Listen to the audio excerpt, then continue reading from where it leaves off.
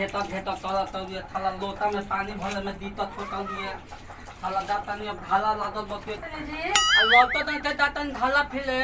Light भी नहीं थे। लाइटनी बात हमारे लाइटनी में धारा ना उतर दिनरी बधनी बहली तो हम अब लाइटनी में धारा तोड़ जाई तू ही लाइटनी में हो तो हमला तो धारा लाइटनी में ना जात धारा लागल बके हमला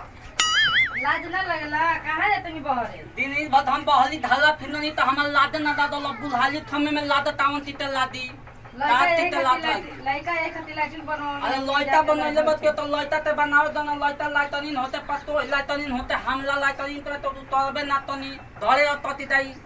जा तनी बहरे कुछ गड़ जाई तो केकरा परेशानी होई हमरे ना होई। अरे दिन दिन भर ना तोल तो अब ता धली अब बुलाली थमे में हमला ता धली हैं अब तू लोते एक दो नाजा दल बा लइटा विद्युत तो देवन देवन बुद्धि थिताई नु में तुती हो तितनु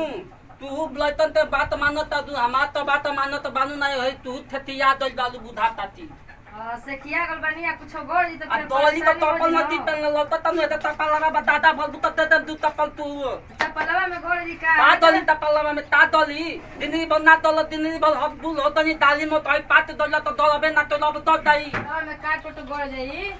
ता दोला में ता तो दल दाई दिनी बल दोला में ताते ना भल लब ता तो दल दाई हां अब गोड़वा में ना गड़ी ताऊ कहीं गड़ ना दली ता दल दी दुनिया में ता तो दल दी हमला बड़ा तोनी बुड़ के लोटा लेके जाते धोआ जाई तनी मानी लोटा में पेट भर दे तो तनी मानी लोटा में दान ना धोवाई ये तो डमटा पात खा दलिए रोटटे हमारा बुढ़ाटे नहीं छै तेकरा डाला फिरते डाटे बनने पिताजी कहाँ जा रहे हो? डाला बबुआ डाला फिरने शौचालय में किस लिए बनवा रखा हूँ घर में? टोटाले टावला पूरी सरकार समाचार नहीं देखते हो क्या? टमाटर हम नटी देठत बबुआ ये धरी हमारा टमाटर देठे ते ये डबा देठत रटुल हाथ डो टापटर रे सरकार कह रही है कि बाहर नहीं शौचालय करना है। सरकार टाटो रहे बबुआ टमला टरी लाडो बबुआ हमर ढाला लाडो बा डोठे सरकार जागरूक कर रही है कि घर में ही लाइटिंग करो, घर में शौचालय बना पड़ा है तो टोटाले टावटा है लाइटिंग लटरिन ता होला रे टा इंडाला ठला बटटा इसमार हमरा बुटाते नहीं तो लटरिन टोइले बाइते ढाडा तो ना चलो लाइटिंग में चलो। लटरिन में ना ढाला फीले जातनी ढाला बाहर जाने में शर्म नहीं आती है? हलम पाउती तो थाला दुनिया दातो जो नदी पे हदे थी तो हम ना ढाला फीले ना दई पढ़ा लिखा के इतना बड़े किए हो, सामाजिक आदमी हमें, तुम जा रहे हो बाहर, तुम जाओगे तो सारे क्या कहेंगे? सोसाइटी में हमारी क्या इज्जत रहेगी कि तुम्हारा ही बाप जाता है बाहर लाइटिंग करने के लिए? होता थी ता होता बेटा सोसाइटी तुम्हें पता ही नहीं है कुछ, तो मैं क्या तुम्हें समझाऊं? पढ़ा लिखा कितना बड़ा कर दिए हो, उल्टे तुम्हें समझाना चाहिए तो मैं तुम्हें समझा रहा हूँ। इसलिए तू मेलो तो थमुदाने आया होती ताती तो पाल पोते तो होते ता तो दिया ता माला डाल लिया टोपी पहन लिया विद्युत में दाता बदल देता मेलो तो ढाला लदा है तू रोता ला है दा तू लटन तक जाओ तो मेलो तो कीड़ा बिच्छी कुछ काटेंगे तो फिर मत कहना है वो करना आता कीला है। बिती ताते दा दस तन कीला बिती ताते काटला है मेलो तो ढाला लदा हुआ इंसान पीला पीती लटला का हो बहेंगा बाबा कहाँ जाता हो? अल्लाह तो न चाहता हदा तन्ने पता तिया तेहु दिमाग था अरे अब खैनी वाली खा के गई हो बैठ जा खाली खाए में हमारा धोती में लटता दिन हो जाई तो अरे बैठा मारे बैठ दिया में हो लोटावा धरा जाई लोटावा धरन तो तन जल्दी थैनिया बनाऊ हम हां तो धरा तनी 2 मिनट बैठ जा तन थैनी बात तो बनाऊ हम बनाऊ थैनिया तन जल्दी बनाऊ तो नहीं तो बबला हम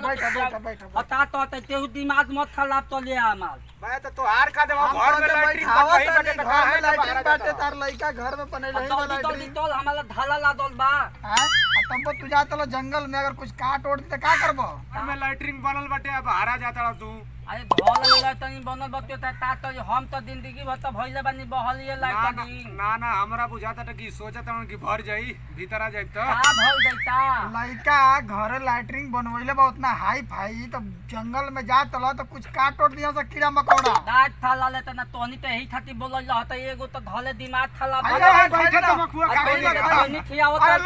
दिमाग थाला त देल लादत कि भलवो ना उतरी हमार थाला उतरी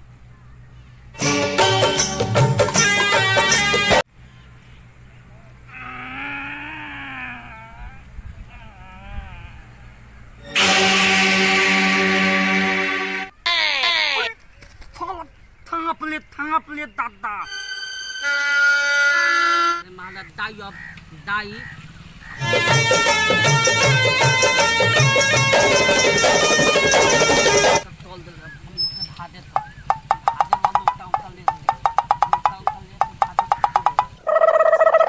कहनिया कि इतना जंगल साफ रहे मार कहीं कहीं हक के देखत लाई सब गंदा बस ने का करबा आदमी के ये जब समझ में नहीं आवत तो का करी आदमी काहे महंगा बाबा काहे भागत तड़ो अरे थलक खाप लो तो हल्ला तो भाग देते तो तोहनी के तो दिमाग खराब कर देला बल तारे में के बुझा लइका विदेश से आई बा लेकिन बनवले बा कि जाबा जंगल में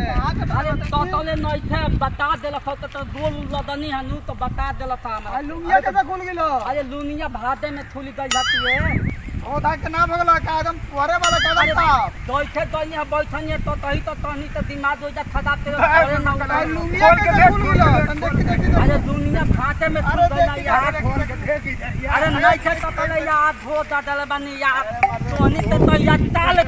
दिमाग खराब कर दे वाला हमरा से आ तारे में तू आदम लोटावा हम चले तल है तारा में के बुझा कि लइका लता दुबई से आइल बा लैंड बनवले आगे सब गइल ना होई जा।